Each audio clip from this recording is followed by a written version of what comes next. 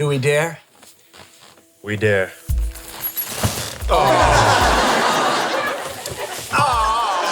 Those giant, squeaky leather sacks of ergonomic bliss are the discontinued Cool Chairs by La-Z-Boy. They had a massaging function, one arm opened up to reveal cup holders, and the other a refrigerator, and of course the backs reclined flat while simultaneously revealing an extended footrest at the base. This is a centuries-long evolution of comfort and relaxation that peaked right here in 1994. By this time, La-Z-Boy had been in the comfort business by over 60 years. Its original goal was to design and build a chair that would provide, quote, nature's way of relaxing, which gives new meaning to that quip over the cow's sacrifice. I can't believe 2 cows made the ultimate sacrifice so you guys could watch TV with your feet up. Before La-Z-Boy, comfort in seating, if there was such a thing, meant structure, like sprung seats, horsehair padding, and supportive proportions. You might think of things like club chairs or wingbacks, but no one would call those chairs relaxing, not back then and certainly not today. Blissful comfort wasn't in the chair's job description back then, because the kind of comfort Joey and Chandler are enjoying requires a few things. First, poofy, lumpy, slumpy upholstery, foam covered with soft and supple fabric instead of structure. Second, it should utilize technology to conform to the sitter. The sitter should not have to conform to it. The chair is a sort of machine or a technology for sitting inside of. Third, comfort is about establishing a personal territory. Sofas are shared with others, while La-Z-Boys are a one-person domain. They're not even really to be shared with anyone else, ever, even when the owner isn't in it. Joey pointed that out. This chair is only for one true owner. Which one is mine? Whichever one you want, man. Not that one. The last piece of the comfort puzzle is obvious. It requires an inclined posture. In traditional decor, the supination would be impolite. But with total command over your domain like Joey and Chandler enjoy, this is perfectly acceptable. This is the definition of comfort that we've come to know and accept, in part because of the niche that La-Z-Boy created, expanded, and came to represent.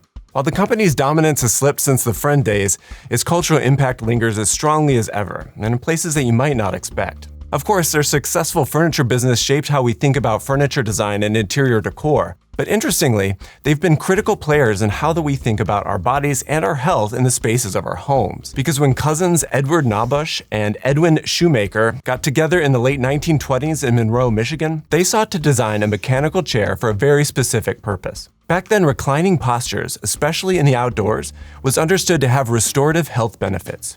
It was even a prescription for illnesses such as tuberculosis. You can see this play out in famous buildings and designs like Alvar Aalto's Sanatorium in Finland. It's a building and a matching set of furniture that are dedicated to the practice of laying in the sun. But Edward and Edwin were seeking broader mainstream appeal, and their final design borrowed from traditional Adirondack silhouettes. They called it the reclining wood slat chair. It reclined automatically in proportion to how far back the sitter leaned. It was elegant and it was simple, and they called it scientific reclining. And I think that underscores just how serious they were about leisure and the role that furniture should play in providing healthcare. After a couple years of good sales out of their Floral City Furniture Store, which was the original name, a customer suggested that they upholster their popular chair for use inside of the home. That way, their biggest seller could become a year-round staple of healthful relaxation.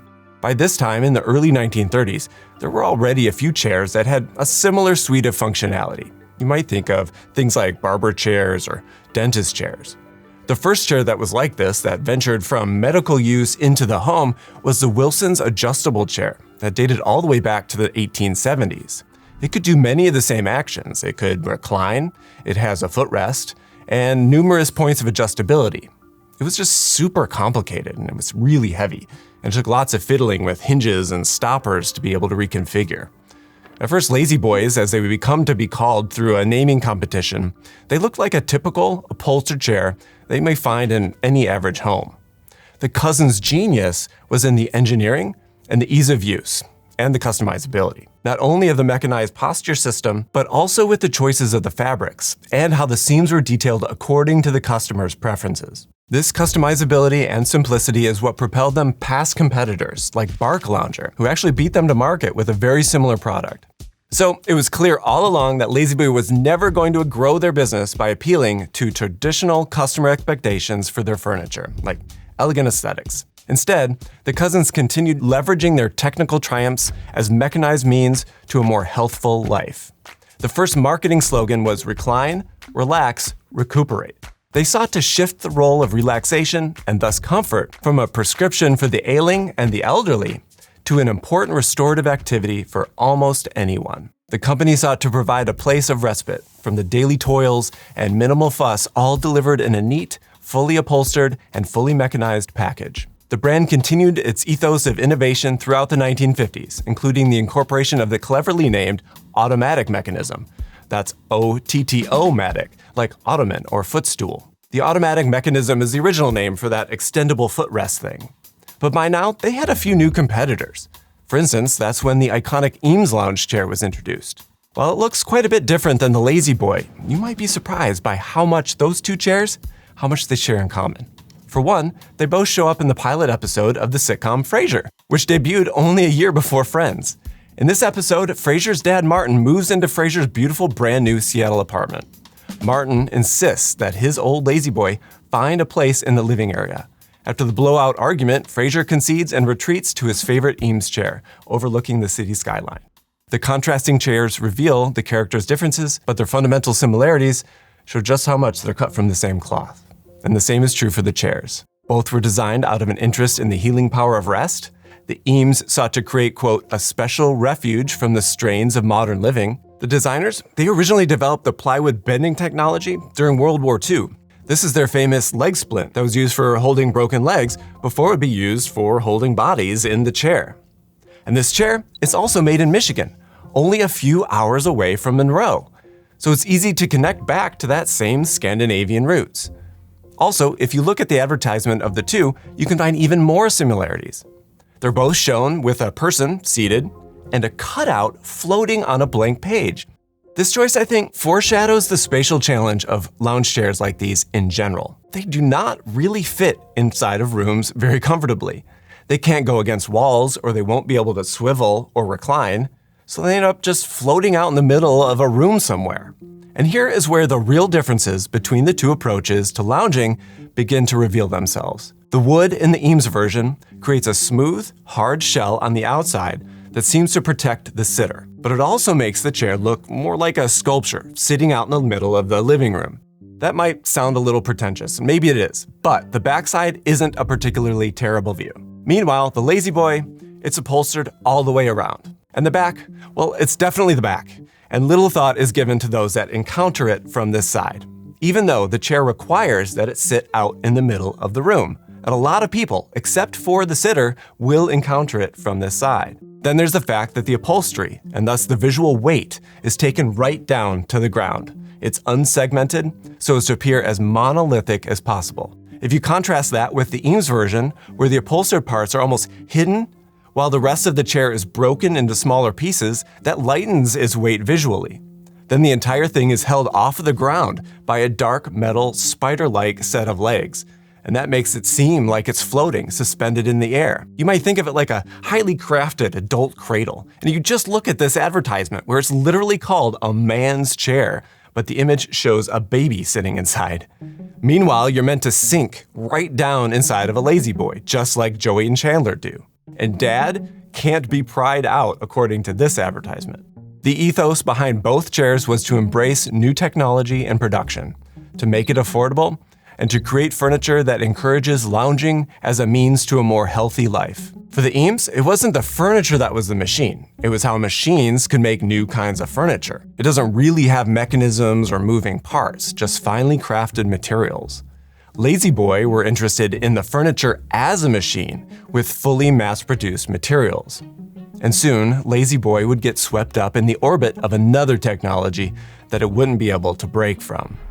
Television. You can even see it in the advertisements, where the white space that used to be only including the chair now includes the TV as well. The Lazy Boy and the television formed a kind of inseparable pairing, carrying them through the 1970s, 80s, and into the 90s. They became two pieces of technology that almost required each other for proper use in the American living room. As this relationship solidified, a few other relationships came into focus as well.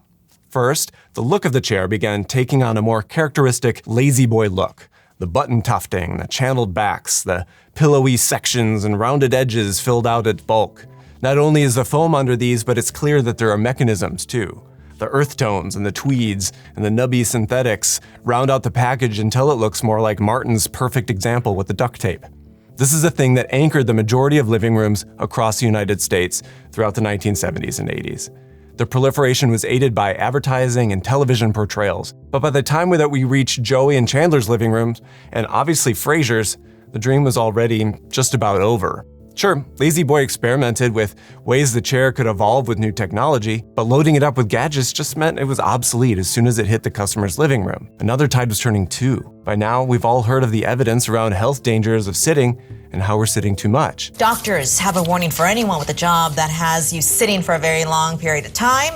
It can take a toll on your body. The chair is part of an entire ecosystem of modern lifestyle factors like sedentary work, sprawling suburbs, screen time, that all make it easy not to move. So the big irony is that only a few decades ago, supination and comfort was sold to us as stress relief and healthful. Now, it's causing our bodies harm and contributing to obesity. That's a huge 180. But Lazy Boy has chairs for that too, which will push us right out of our seats as our bodies are too weak to do that itself. My take is that comfort is really a constructed concept. It's pretty personal, and it's also cultural.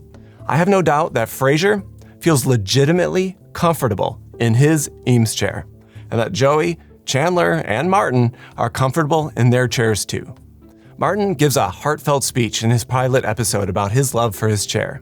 All right, I'll tell you what chair I want. I want the chair I was sitting in when I watched Neil Armstrong take his first step on the moon.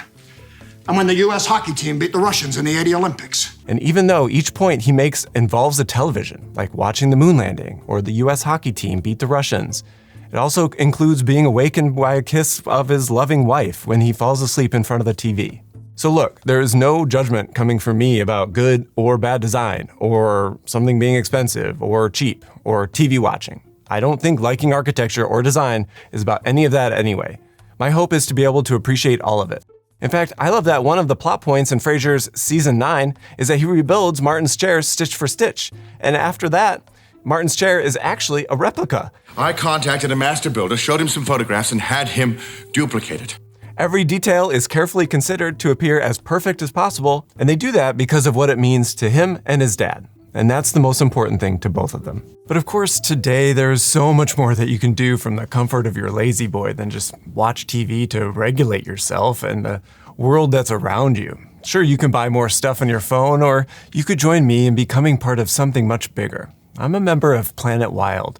It's a community of over 14,000 that crowdfunds carefully selected projects every month that go to helping the planet. Planet Wild then documents these projects in heartwarming educational videos to show us what's been achieved, bringing back endangered species, protecting oceans, restoring forests, you name it. My personal favorite since becoming a member was last year, which lowered marble sculptures down into the water to foil industrial fishing trawlers that were damaging the seabed and hurting fish. The sculptures didn't just destroy the trawlers' nets, they also gave fish new homes. It was such a creative solution that used design to solve a number of issues with just a little bit of ingenuity. So if you want to join a growing community that makes a difference in nature, consider joining Planet Wild. You can give whatever amount, big or small, whatever feels right to you, because every dollar counts. Because you're here and watched this long, I have a special gift for you. The first 100 people to sign up using my code, Stewart10, will get their first month paid for by me. Just scan the QR code or click the link in the description. You'll immediately have an impact on nature and see the result in less than 30 days here on YouTube. There's no catch. You cancel anytime with no questions asked. If you want to see Planet Wild in action, check their project using those sculptures to prevent illegal trawling here on the end card. Enjoy, and I'll see you next time.